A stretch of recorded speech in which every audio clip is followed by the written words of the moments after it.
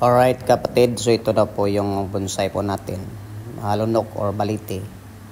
So na wiring natin ito last 3 months ago o 4 months ago. So ito na siya.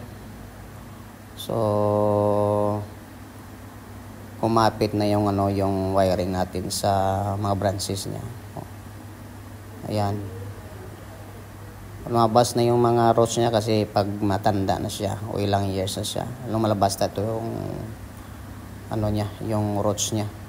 Nakita niyo yung lunok na matanda na. Tapos labasan na yung mga niya, mga parang balagon niya na pag malaki na siya pwede mong kabitan o kapitan. So ito na siya, dami na siyang mga roots. So unwiring natin yan, tapos maglagay tayo ng another design.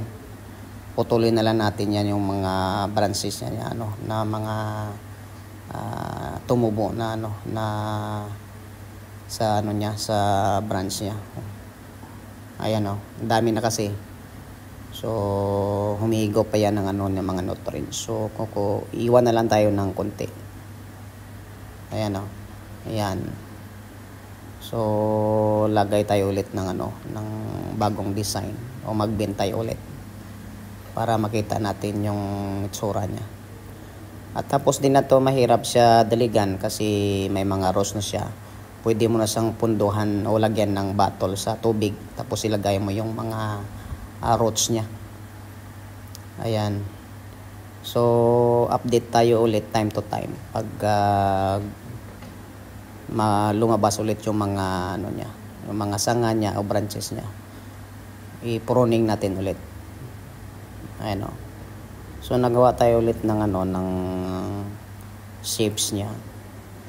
Tapos naglagay tayo ng wiring ulit. Kung kalaki yung katawan niya, ganun din kalaki yung wiring ilagay mo. Para mag-bend ka, hindi mahirap. Ayan.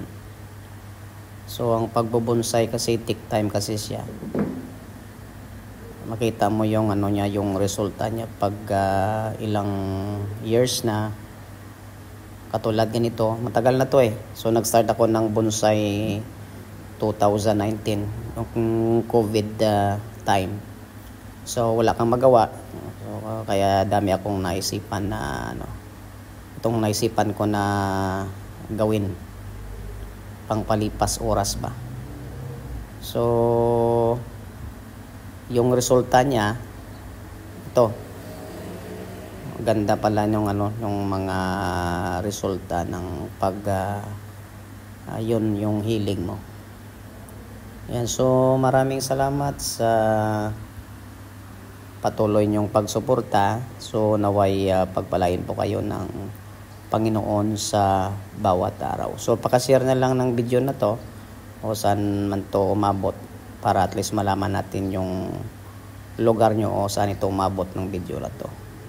So God bless everyone. Enjoy watching. God bless.